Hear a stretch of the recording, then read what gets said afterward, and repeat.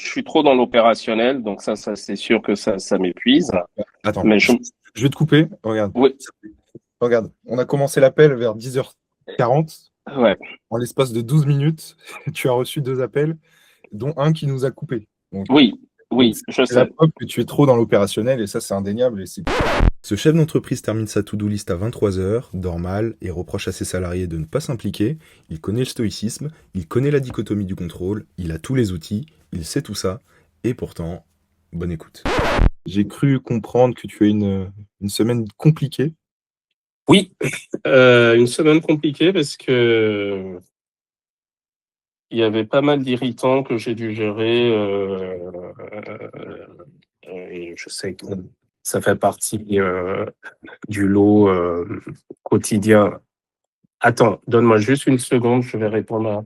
Oui, j'ai une mission pour vous. On a reçu un mail ce matin de madame qui demande à une résiliation. Je ne sais plus si vous lui avez fait? Je suis en train de le faire parce que ça date de. Oui, oui, oui. Donc, je vous invite à le traiter.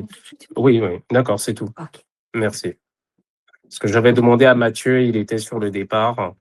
Et du coup, ok, super. Merci. Pardon. Pas de problème. Donc, oui, la vie d'un chef d'entreprise est en fait de vicissitudes avec son lot quotidien de stress et de difficultés. Mais oui, j'ai eu pas mal de choses à gérer en parallèle. Et ouais, c'était assez tendu. Donc, je ne sais pas si j'ai bien fait mien les cours sur la gestion du stress et autres. Mais, ou comme je te l'ai dit, est-ce que c'est lié à mon état de fatigue, où j'arrive à saturation, ou j'arrive pas à assez évacuer, c'est le trop, le cumul de tout. Donc, ouais, c'est tendu. C'est tendu. Mhm, mhm. C'est tendu. Voilà. Ok. Bon, moi, j'ai mon point de vue là-dessus. On a déjà eu cette discussion. Discussion, cette sempiternelle discussion. Mm, mm. C'est qui ça? Euh, Attends, est-ce que ouais, tu peux rester en ligne? ouais, vas-y. Reste en ligne. One eternity later. Oui, alors, Ouais, pardon. Ouais, un autre irritant encore. Bon. mince. Mais j'ai un client à qui je dois annoncer tout à l'heure que son bloc clim dont il s'est fait voler n'est pas garanti. Euh, Il en a pour 20 000 euros. Et la difficulté, c'est que quand tu assures un bâtiment, une multi-risque immeuble, c'est-à-dire les murs, tu ne mets pas du vol. En fait, le vol, tu, euh, c'est généralement le locataire qui s'assure pour des vols, quoi. Donc, toi, tu assures les murs et tout ça. Donc, le client m'a pas dit qu'il avait des climatiseurs qui valaient 20 000 euros pièce. Donc, faut que je lui annonce, c'est l'un de mes plus gros clients, que je lui annonce que il a dans l'os, quoi. ouais, ok. Ok. Puis là, j'en reviens pas, quoi. Non, Donc, bon, très bien. On voit des climatiseurs à 20 000 euros. Bon, c'est une nouvelle, je m'y attendais pas. Je ne savais pas qu'il y avait des vols de ça. ah Mais ben si, ah ben si, ah ben si, ah ben si, ah ben si, dans un local professionnel, donc généralement, quand tu as un local professionnel et que tu exploites, tu t'assures contre le vol. Mais quand tu assures le mur, les murs, la logique ne voudrait pas qu'on assure le vol. Donc, moi, ce que j'avais cru comprendre, c'est que euh, et j'ai joué sur une subtilité, comme quoi il faut s'y connaître en assurance. Je pensais que suite au vol, il y avait eu une infiltration. Donc, du coup, ça, je peux expliquer que le frais générateur Oh là là, il me saoule.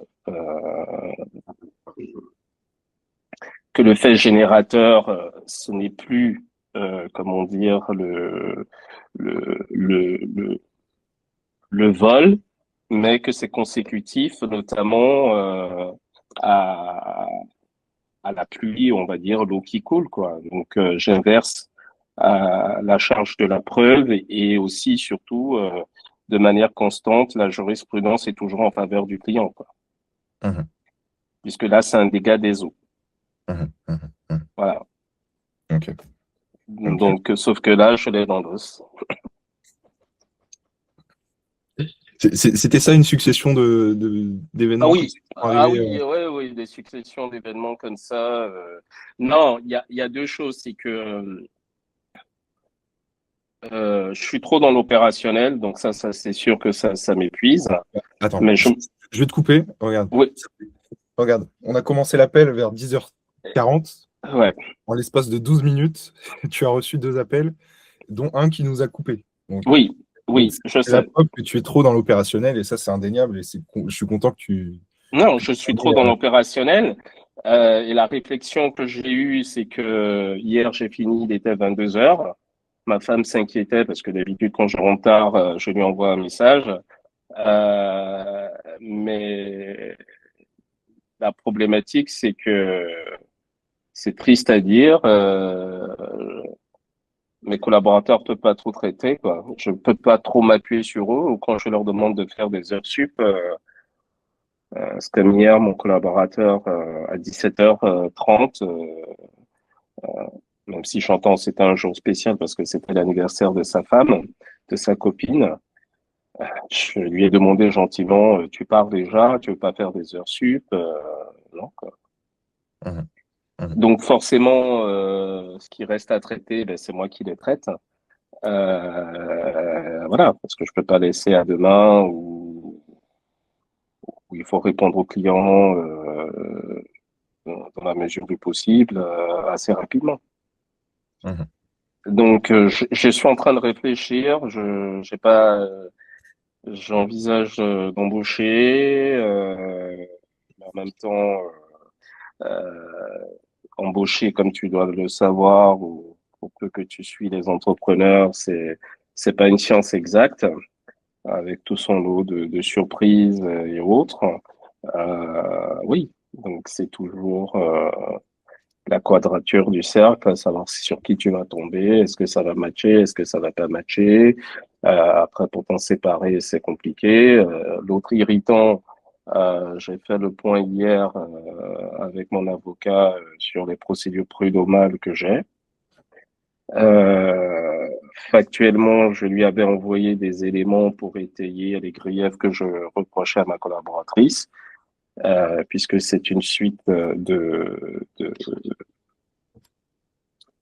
d'échanges SMS que j'ai eu avec ma collaboratrice ou mes collaboratrices de l'époque. Mais il me dit non, en gros, il veut que je lui mâche le travail, quoi. C'est-à-dire que sur euh, euh, bon, ok, et donc du coup, donc il faut que je me farcisse ça encore à lui dire voilà sur tel grille, voici les éléments sur lesquels je me suis basé, lui faire une capture d'écran ou de lui mettre dans ce dossier. Et parce que là, il doit conclure absolument assez rapidement, donc c'est une charge de travail en plus. Il y a le mariage qui approche, il y a tout ça, donc oui, il y a un goulot d'étranglement qui fait que ouais, je suis sous pression. Il y a les irritants liés à la compagnie où on veut laver plus blanc que blanc, où tu demandes une souscription et au lieu de faire simple, on fait compliqué. Oui, c'est une accumulation. Pour faire simple, c'est une accumulation. Et le fait d'être trop dans l'opérationnel fait que ça m'épuise. Et tel, comment il s'appelle?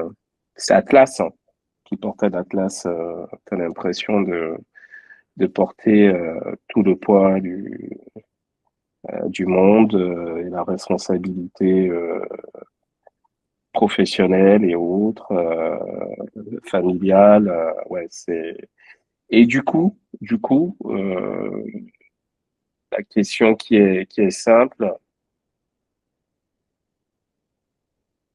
euh, la question qui est simple, c'est ouais, c'est cette surcharge euh, qui est importante, c'est qui fait que ben, je ploie euh, sous la sous la sous le poids de tout ça quoi. Surtout en une semaine, voilà. Après, j'aimerais pouvoir déléguer.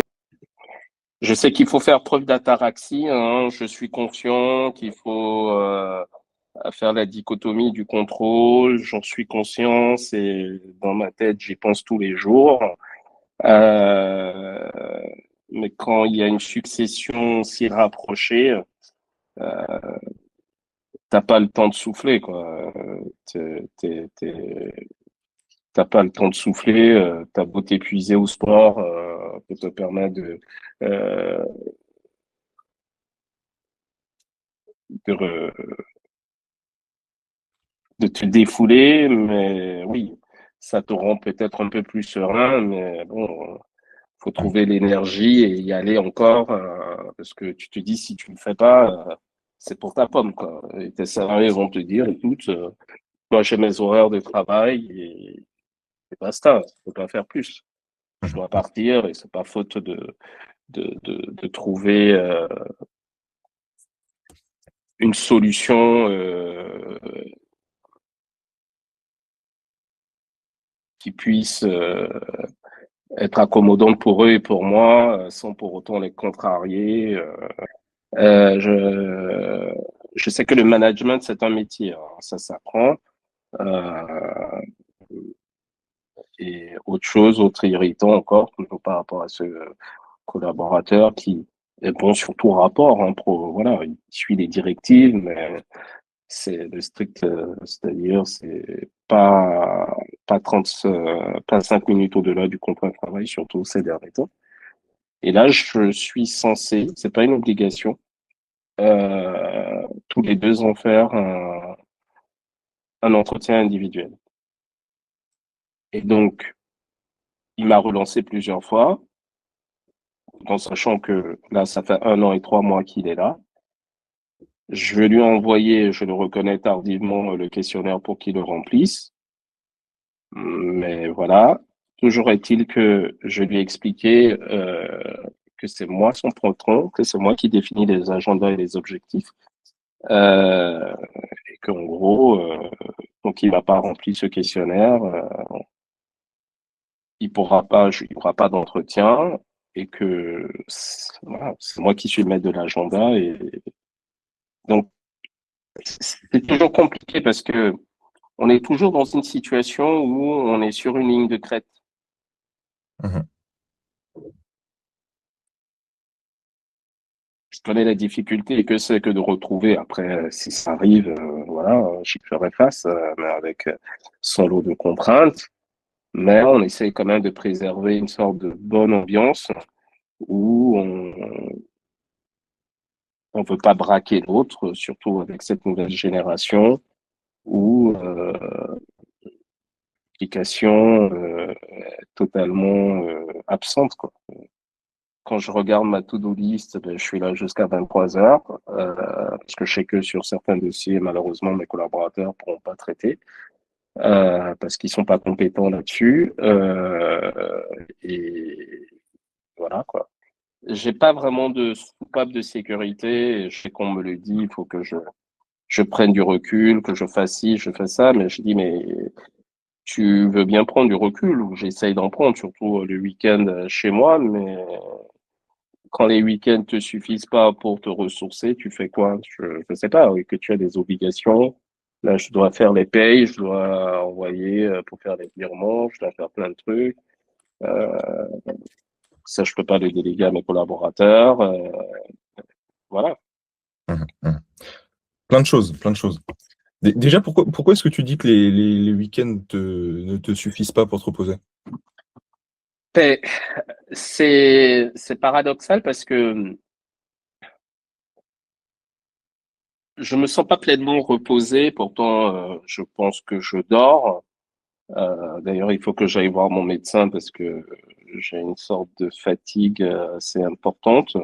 Je sais pas si c'est lié à mon foie. J'ai lu des trucs qui pourraient être liés à mon foie, qui expliquent une sorte d'état de fatigue chronique. Euh, mais je suis de moins en moins reposé. Mon sommeil est de moins en moins qualitatif. Mhm. Mhm. Et de moins en moins qualitatif parce que forcément, je cogite, voilà, indépendamment déjà que je me réveille tôt. Et même quand bien même je me réveille tôt, euh, j'avais utilisé ce mot la dernière fois, je procrastine euh, d'une certaine manière, alors que je sais que j'ai des choses à faire. Si je m'écoutais au regard de tout ce que j'ai à faire, peut-être dans le timing, je penserais même samedi, dimanche.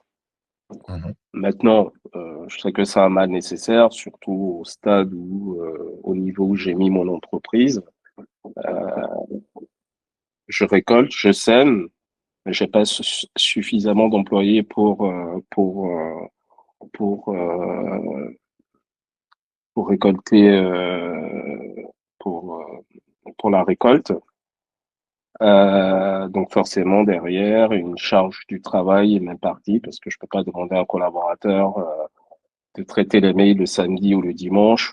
Là, tu vois, inconsciemment ou volontairement, je leur aurais pris des ordinateurs portables parce qu'ils font des rendez-vous extérieurs. Je me suis dit, ordinateur portable qui ramène chez eux, hein, voilà. Euh, mais la question, c'est que est-ce que la conscience professionnelle viendrait à ce qu'ils ouvrent de temps en temps leur ordinateur portable samedi ou le week-end pour dire qu'ils vont traiter des mails pour éviter d'être débordés? Non, que nenni, quoi. Mhm. Donc je me dis, mais quelle est l'utilité de le faire? Et là, tu vois, je réfléchissais à mon collaborateur commercial qui a le véhicule de fonction. De lui... Est-ce que je peux juste te couper? Parce que Oui, vas-y. là, tu reproches à des salariés de, tu reproches à des salariés de ne pas s'impliquer assez dans l'entreprise. Mais il faut que tu comprennes que le rapport qu'ils ont à l'entreprise par rapport à la tienne, toi, le rapport que tu as à l'entreprise et eux, le rapport qu'ils ont à l'entreprise, c'est le jour et la nuit. C'est le jour et la nuit, complètement. Pour eux, l'entreprise, c'est 8h, 17h. Et après, c'est fini. Et ça, tu peux pas le reprocher. Ça, c'est. Enfin, ça, il faut l'anticiper si tu veux dans le recrutement. À la rigueur, c'est dans le recrutement, tu cherches des talents, etc., qui se la donnent, qui se la butent, enfin, qui ont vraiment le goût du challenge, si je puis dire. Si, comment est-ce qu'on qualifie les personnes qui ont le goût du challenge? Bah, c'est des personnes en fait qui, à côté du travail, je sais pas, font un sport à haut niveau, de l'ultra endurance, du truc. Enfin, voilà. Là, on se dit que la personne cherche la performance et que voilà. Donc ça, c'est dans le recrutement. Mais une fois que tes salariés sont là, tu peux pas leur reprocher. C'est c'est triste.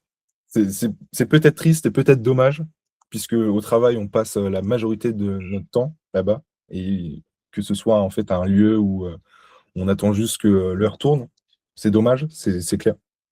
Mais ça, tu peux pas le reprocher. Ça, c'est indéniable. Mais, oui, j'entends tout à fait ce que tu me dis, euh, mais il y a un point qui m'interpelle parce que il y a l'un des salariés, notamment un collaborateur commercial que j'ai recruté, qui lui, d'entrée de jeu, a été franc. Il m'a dit, moi, j'ambitionne d'être un jour agent général. J'ai dit, écoute, pour le moment, je sors d'une association, je suis pas prêt de m'associer. Si tu me montres tes preuves, je suis ouvert. Tu vois. Bon, ça fait 1 an et demi, mais il est dans le cadre réglementaire de son contrat de travail, pas plus, pas moins.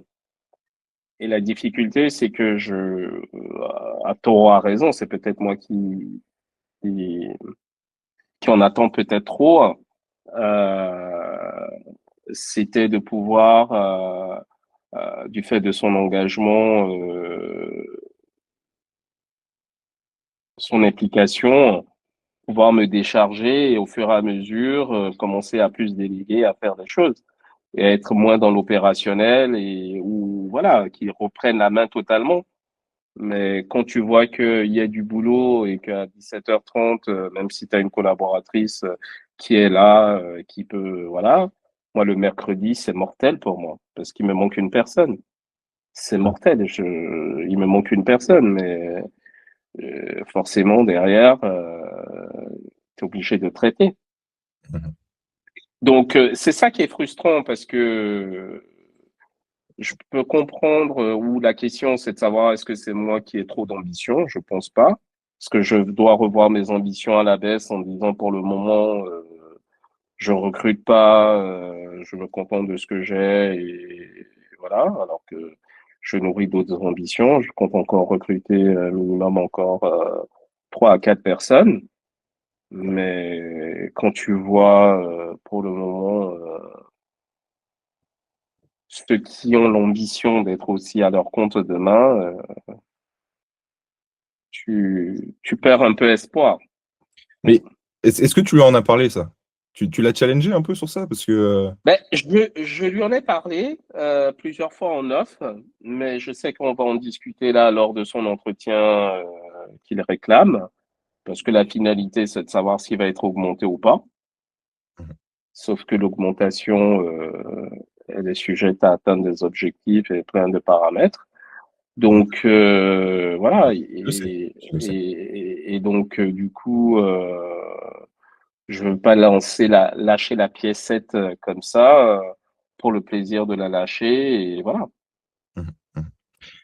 Si tu veux, pour moi, à mon sens, ce que je vois là sur ta situation, tu as deux choix qui s'offrent à toi. Donc, on avait déjà discuté, délégué, avoir une secrétaire. On en a déjà discuté. C'est sur le long terme, puisqu'il faut les former. Il y a aussi je crois que tu attendais une loi qui passe, etc. euh, parce que c'est compliqué sinon. Donc, finalement, tu as deux possibilités, en fait, ici, c'est très clair. Mais les choix, forcément, ça entraîne d'autres conséquences. Et les conséquences sont pas forcément ce qu'on attend, mais en fait, c'est ce que moi je vois ici. C'est finalement, soit tu attends la loi, soit tu attends que ça s'arrange économiquement ou l'entreprise qui ait plus de trésorerie, etc. Et tu continues ainsi, c'est-à-dire à bosser jusqu'à 23 heures, à, à recevoir 2 appels en l'espace de 10 minutes. C'est soit tu continues comme ça, soit tu commences directement à déléguer. Tu vas pas avoir de résultats sur le court terme, tu le sais, mais sur le long terme, euh, d'ici 1 an, 2 ans, en fait, tu commences déjà à avoir des résultats.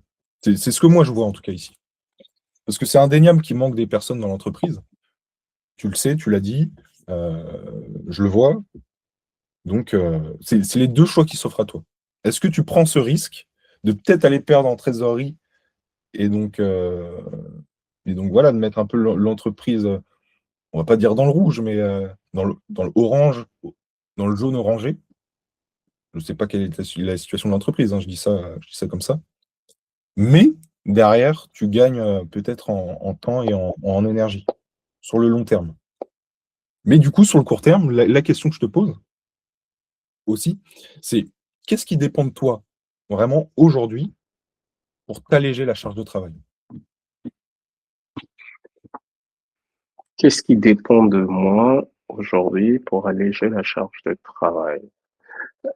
Tu peux la reformuler autrement. Là, ou qu'est-ce que je peux faire pour m'alléger la charge de travail, c'est ça? Exactement. Dans l'instant T. C'est de me couper du monde. Ça, Non, mais ça c'est peut vrai. être ça. Ça peut être rien. Hein. Ouais. Te Non, mais couper c'est du vrai. monde. Ouais.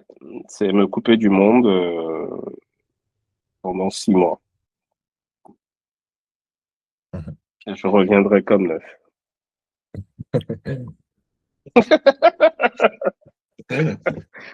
Mais- Je reviendrai comme neuf. Ouais, mais je sais que c'est pas possible. Du Mhm, moins, c'est possible, mais avec toutes les conséquences que ça peut engendrer. mhm, Voilà. mhm. Euh, je délègue de plus en plus. Je délègue. Tu vois, là, j'ai demandé à ma collaboratrice de traiter la résiliation pour c'est un client que je connais qui m'a interpellé directement. J'ai dit, écoute, tu lui réponds, tu passes la résiliation, voilà. Mais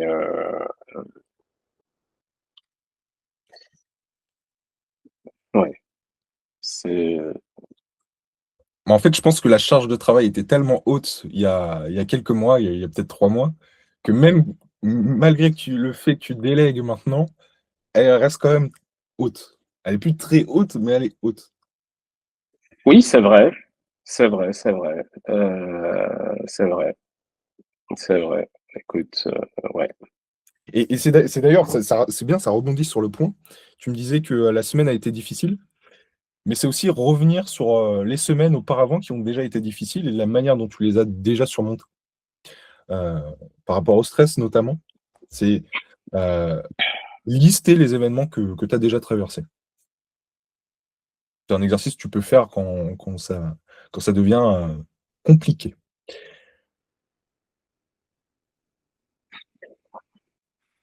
Hmm. Oui, lister, ouais. De pouvoir les écrire, oui, c'est vrai. Je suis d'accord. Je suis d'accord. Euh, c'est c'est pas que je ne me sens pas capable de pas les surmonter. C'est avoir quand tu as des goulots d'étranglement comme ça, qu'est-ce qu'il faut faire, quoi? Est-ce qu'il faut fermer l'ordinateur, partir? Il faut faire quoi? Je sais pas. Mhm. Mhm. Bah après, ça Euh, dépend. Si c'est dans le cas de la colère, le délai est la meilleure réponse à la colère. Mais après, fuir les problèmes, c'est pas les régler non plus. Donc c'est le juste milieu à trouver.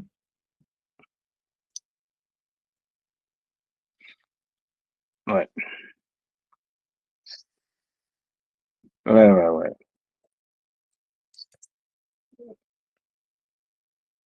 Non, mais la saturation est importante. Elle est importante parce que, ouais, malheureusement, beaucoup de choses, ou heureusement, puisque les trois quarts sont plutôt positifs, c'est des opportunités de business, plus que des nouvelles affaires. Mais je peux pas tout absorber, je peux pas tout déléguer, ou quand je délègue, 17h30 sonne et 18h, et il n'y a plus personne, quoi. Mhm. Mhm. Et, j'ai bien noté le deux choix qui s'offrent à moi. Comme on est toujours dans le partage d'expériences, comment les autres font. Tu vois, là, je suis... euh,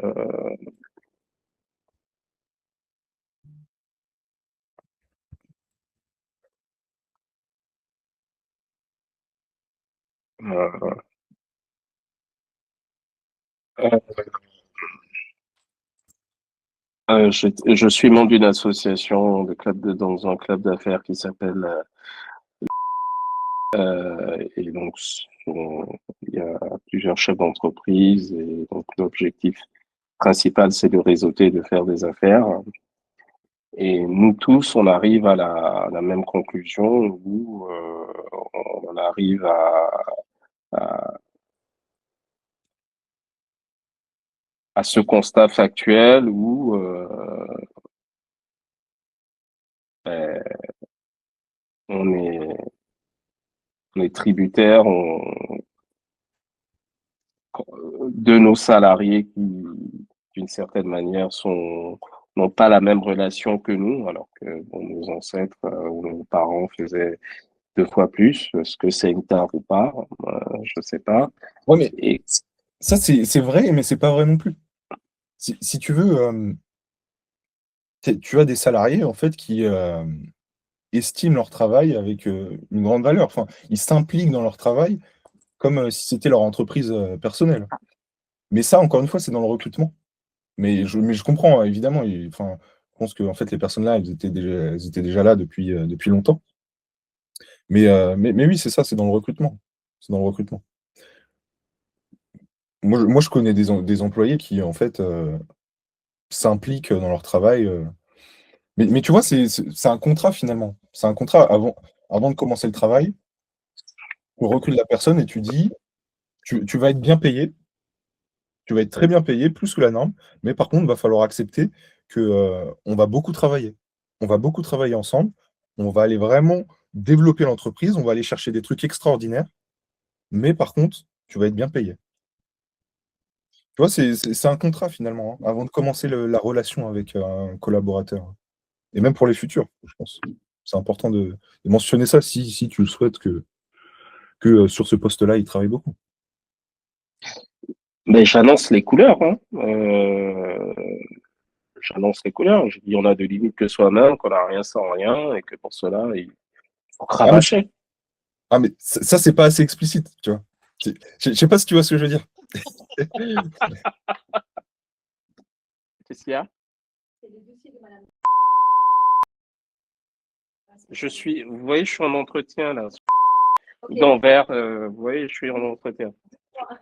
Non, mais je peux pas vous répondre. Je vous laisse gérer, s'il vous plaît. J'ai vu que le mail même de monsieur, comment il s'appelle, m'avait dit que vous le ferez.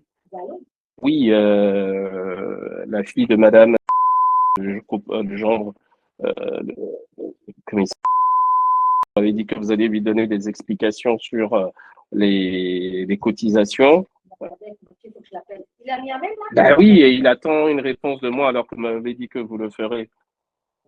Ah, oui. Bon, ok, là, ça concerne l'épargne. Donc, Je- c'est quoi le service épargne qui m'appelle? Mais je suis en entretien. Mais qu'il rappelle à des heures où ils nous préviennent, quoi. Franchement.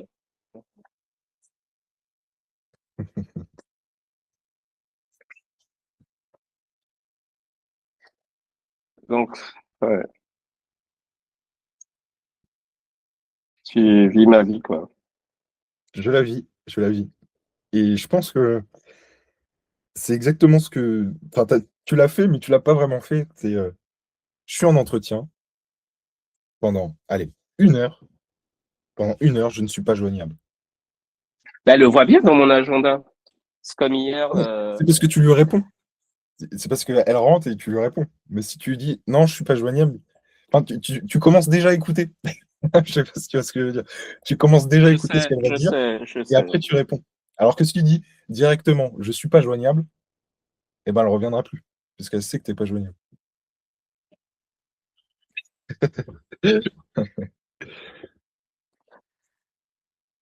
Il n'y a pas. On dit qu'on est fait de conscient et de subconscient, et que c'est plutôt plus le subconscient qui dirige le conscient. Il y a N'existe-t-il pas une méthode pour formater le subconscient pour qu'il soit prêt à toute épreuve et, et limite s'en foutre parce que ouais, non? Bah, dans le stoïcisme, on parle pas de subconscient. On parle pas de subconscient. Non, mais je pense que là, tu as des actions très claires à mettre en place, hein. Là, je pense que c'est des pistes, évidemment. Il y aura pas. Enfin, ça va pas changer ta vie du jour. Enfin, ça peut changer ta vie du jour au lendemain, mais là, si tu mets en place ce qu'on a dit, déjà, je pense que déjà, ça peut te rapporter une paix complète, quoi. Parce que, en fait, ce qui se passe là, c'est que tu es présent, mais tu pas vraiment présent parce que tu penses aussi aux clients, Madame Geiss, Monsieur Muller, monsieur, je sais pas, tu vois. T'es pas dans l'instant présent, tu vois. Et ça, c'est ça qui est fatigant et qui use. Je sais, je sais. Du fait que je profite pas de l'instant présent. Mets une serrure sur la porte. Et hop, tu la tournes. Et personne peut rentrer te déranger.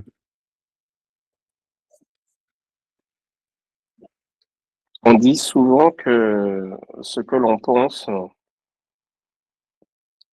on le devient. Ce que Ouais. l'on ressent, on l'attire. Et ce que l'on imagine, on le crée. Et euh, je te dis vraiment sur le ton humoristique, hein, mais c'est pas, je, je, je veux pas en arriver là, mais je dis, mais la rupture d'anévrisme est pour bientôt, quoi, parce qu'on va m'enterrer ici, mon épitaphe sera dans mon bureau, quoi. Si Mhm. je vis, voilà, dis non, c'est pas possible. Mais tu vois, ces discussions, euh, même si j'entends bien que sur la partie épargne, elle n'est pas bien, euh, la curiosité d'aller chercher, de pouvoir répondre ou de pouvoir, voilà, cette curiosité, elle n'est pas, voilà, ils cherchent pas à vraiment la voir, quoi. Donc, on va dire, à aller chercher à comprendre le pourquoi du comment. Donc, voilà. Bref, comme encore sur un autre dossier, mon collaborateur, et pourtant, je dis, mais cherche, essaye de comprendre, trouve. Ouais, mais je sais pas. Je dis, mais cherche. Après, je te montrerai. Mais non, il a cherché, il n'a pas trouvé, mais je trouve qu'il n'a pas bien cherché pour écrire au bon service. Et Ouais. pourtant, voilà. C'est violent, c'est violent. Mais parce que tu dois être aussi bien employeur, tu dois pas être trop paternaliste, tu dois être dans, soi-disant, le mot très à la mode, une forme de bienveillance. Euh, et tu dois gérer ta pression mentale en conséquence pour faire face, quoi, et avoir toujours le happy smile alors que t'as pas envie d'avoir le happy smile, quoi. C'est ça en fait. Mais je sais, c'est un éternel recommencement. J'en suis conscient. Je n'élude pas ça. Euh, c'est une utopie de croire qu'il y aura un jour sans problème, que ce sera le nirvana et que ce serait top, tout ça. Euh, ouais, mais là, je sens la pression, ouais. La pression. Non pas que je l'ai pas, je l'ai encore, mais c'est comme la pression du bouchon qui pousse, euh, où tu te dis, tu es à la limite du burn-out, et ça va exploser. Mhm. Mhm. Mhm. Donc, qu'est-ce que tu vas faire? Éteindre.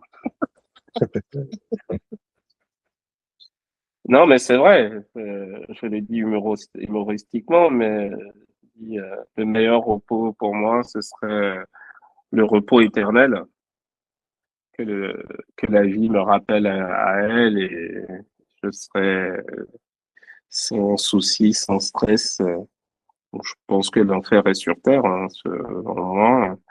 Euh, non, j'ai des enfants, j'ai des obligations, je peux pas, je suis déjà mort d'inquiétude pour mes filles. Quand je vois déjà mes difficultés à moi, j'aimerais être là pour elles. Heureusement, j'ai commencé à taper un numéro là sur mon téléphone. Je me suis dit, oula! Non, c'est usant, c'est usant. c'est usant, c'est tout. Non pas que j'ai pas de motif de satisfaction, mais oui, ouais, telle la classe là, tu portes le globe terrestre et tu ploies quoi. Et tu ploies. Et Mhm. tu ploies. Tu romps pas, mais tu ploies. Mhm. Tu ploies. Tu ploies. Ça fait partie du travail qui est, comment on pourrait qualifier ce travail? C'est assez, parce qu'on voit souvent le chef d'entreprise, enfin les gens, en tout cas, on ne voit que l'extérieur, mais ils ne voient pas ce qui se passe à l'intérieur. On va dire que c'est assez ingrat. Parce qu'on fait on fait un peu tout en fait, hein, en tant que chef d'entreprise. On s'occupe un peu de tout, voilà, tu l'as dit toi-même, hein, tu dois être capable de tout faire, encore plus au début. Bon là, toi tu fais pas au début, mais ouais, c'est assez ingrat. Mais il faut l'accepter. Faut l'accepter, le travail. Mais bon, moi, en tout cas, ce que je vois sur ta situation, c'est rien d'alarmant. Rien d'alarmant. Moi, je pense vraiment qu'il y a moyen d'aller. Oui, c'est sûr. Il faut pas voir le verre. Je suis en ligne. Ouais. Faut pas voir le verre à moitié vide, mais plutôt à moitié plein. Je suis d'accord. Mais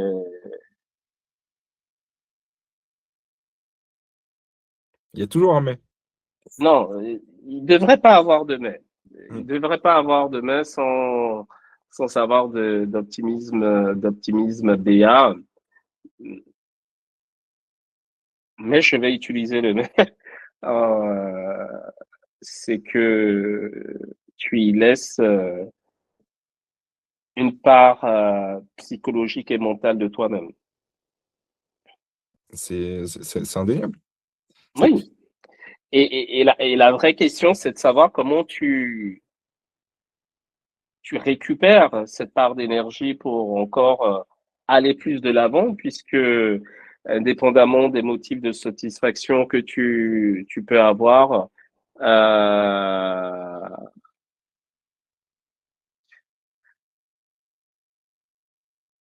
tu perds un peu d'une certaine manière ta joie de vivre. En tout cas, moi, c'est ça en fait, parce que même si je me marie, je sais que les week-ends je suis terne, donc forcément je suis éteint. J'ai envie de rien faire, j'ai envie de voilà. Euh, donc forcément, je m'étiole parce que on en revient toujours au même problème. J'arrive pas à me ressourcer comme je le souhaiterais. Et donc quand tu rentres dans ce schéma d'accumulation, et que malgré ton état de fatigue, bah, il faut se lever, hein, il faut aller faire ça. Euh, tu, tu déchantes un peu. Mais je sais pas, tu sais, je sais pas, tu le sais, je pense que c'est ta génération, quand tu regardes Dragon Ball Z, ou les Chevaliers du Zodiaque, ou tout ça, ou Naruto, ils ont toujours une ressource d'énergie où ils vont jusqu'au septième ciel, à malaxer leur chakra, à Mm. toujours, et pourtant ils sont à l'article de la mort, ils se révèlent. Oui, c'est beau. Euh, mais c'est cette résilience-là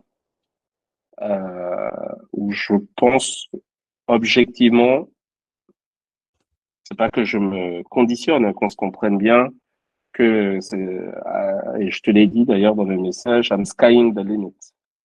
I'm Mm. skying the limit. Mm. Mm. Donc, non, je sais pas. Je suis à la croisée des chemins. Enfin, c'est pas vraiment ce que je voulais dire, mais j'arrive toujours pas à prendre la bonne décision qu'il me faut. En fait, j'ai l'impression que ou s-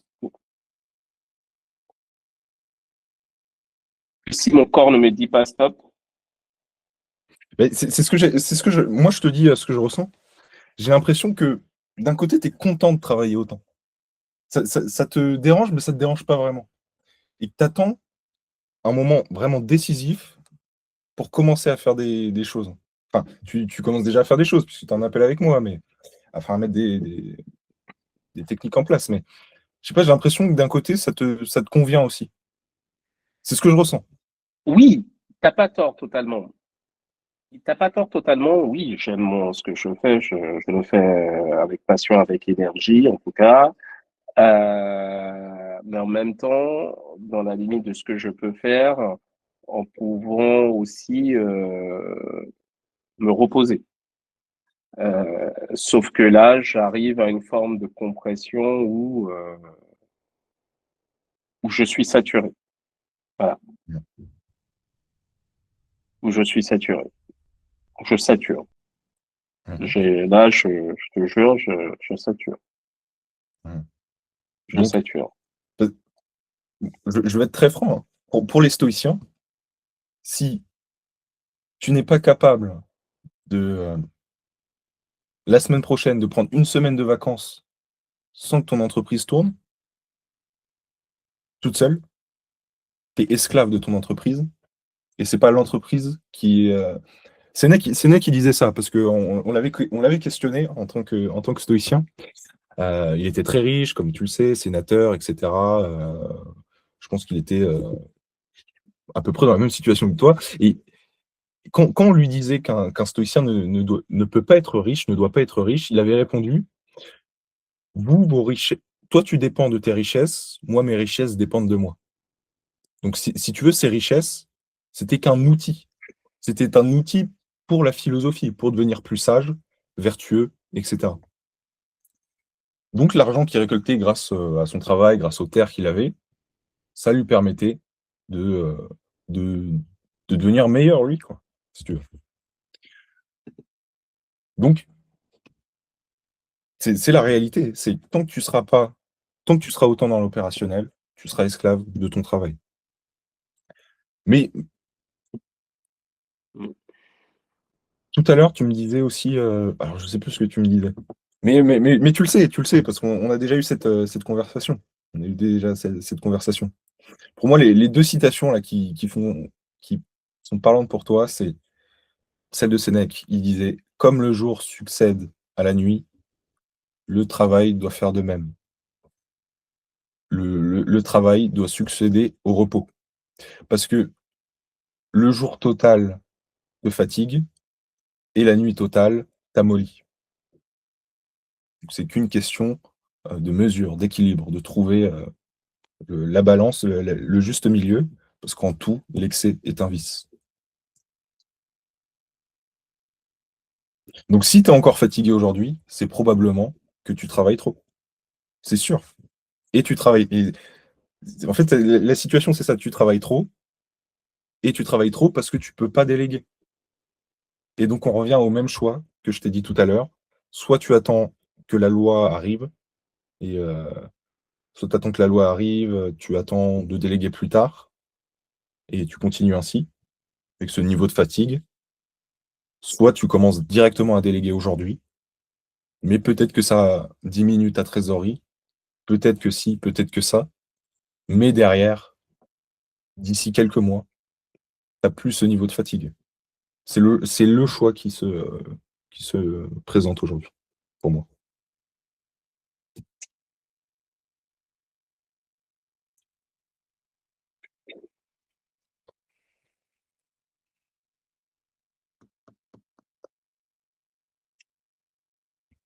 Ok, ok.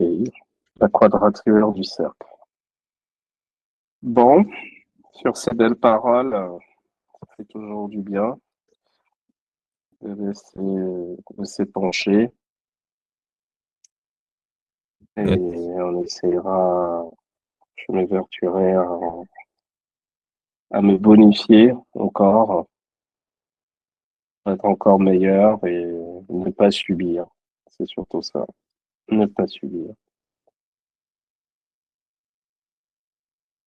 Et surtout, ne pas être affecté par les situations. Mhm. Replonge-toi dans les cours. Ouais, je sais. J'ai commencé hier, c'est comme, je suis rentré, il était 23h, 22h30, 23h, ou 23h. Je commençais par lire tout ça, essayer de Ce que ma femme ne comprend pas, c'est qu'après avoir passé une journée euh, devant des écrans, je me remets devant des écrans dans mon lit, parce que c'est le seul moment où j'ai une forme de distraction pour moi-même, où je peux m'intéresser, aller sur les réseaux, regarder des trucs qui m'intéressent ou lire. Elle me dit, mais tu vas te faire cancer au cerveau, repose-toi. C'est vrai que j'ai pas mentionné tout à l'heure. Vérifie quand même aussi que le stress, l'anxiété, elles viennent pas, que ce soit pas médical. C'est-à-dire, fais une prise de sang, va voir ton médecin traitant. Je t'avais déjà raconté, moi j'étais une période assez difficile. J'étais très anxieux, très stressé. Et pourtant, je pratique énormément le stoïcisme. Mais d'un d'un côté, la volonté, elle a une limite. Si derrière, en fait, parce que c'était mon cas, j'avais une carence en fer, tu peux avoir toute la volonté que tu veux, mais si tu as une carence en fer, tu as une carence en fer. Et la carence en fer, elle crée en fait un désespoir lié à chaque événement, et puis ça peut vite sombrer et être compliqué. Donc vérifie ça, fais une prise de sang, fais tout ça. Comme ça, tu es sûr, et on peut démarrer un travail, parce que, comme je dis souvent, tu peux avoir 10 000 problèmes, mais le jour où tu as des problèmes de santé, tu n'as plus qu'un seul problème.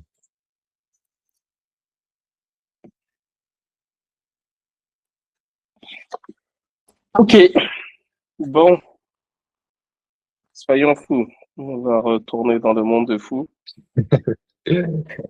Mais ça doit pas être un monde de fou, justement. Justement, après ce qu'on s'est dit, ça ne doit plus être un monde de fou. Non, c'est pas un monde de fous, mais des fois, tu essayes de comprendre la psychologie des clients. Ah non, là tu vas devenir fou, hein, Oui, ouais, non, mais là, il y a de quoi devenir fou. Parce que, honnêtement, il y a des choses qui dépassent l'entendement. Elle t'a plu cette étude de cas? Elle t'a montré les choses d'un angle de vue différent? Si c'est le cas, tant mieux. Merci d'être là, merci de l'attention que tu portes à mon contenu. Mais sache une chose, t'as au mieux, allez, grand maximum, 20% de l'information, 10-15 en réalité.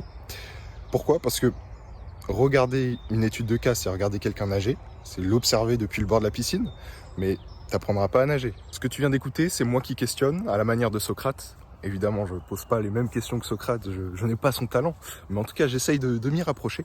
C'est moi qui questionne mon client pour lui faire accoucher les réponses. Parce que les réponses, lui donner des réponses comme ça, c'est un conseil qu'on suit, mais pour qu'il y ait une transformation, il faut que la réponse vienne de lui-même. Donc mon objectif, à moi, c'est de te poser les bonnes questions pour que tu trouves les réponses en toi. Et c'est précisément ce que je fais dans l'accompagnement sagesse ancestrale, où en fait tu retrouveras des cours sur le stoïcisme comme mode de vie, pas de la théorie abstraite évidemment, mais vraiment comme mode de vie, comme à l'époque. Parce qu'avant de tout, le stoïcisme c'était un mode de vie à l'époque. On n'allait pas assister au cours de stoïcisme simplement pour prendre l'information, il fallait vivre en accord avec les principes. Donc tout ça pour dire que tu retrouveras dans l'accompagnement des cours exclusifs, des podcasts exclusifs aussi avec des invités. Tu retrouveras aussi une communauté là où vous pourrez échanger entre vous. Évidemment, c'est pas obligatoire. Et surtout, tu as les appels en 1v1, comme on dit, avec moi, où, encore une fois, je te pose des questions socratiques pour te faire accoucher des réponses. Marc Aurèle n'est pas devenu Marc Aurèle en lisant des résumés ou en regardant des études de cas. Il a été accompagné, on l'a questionné, etc., etc. Tu peux continuer à collecter des idées ou commencer à les vivre. Ça, c'est toi qui vois. Et moi, je te dis ciao, ciao.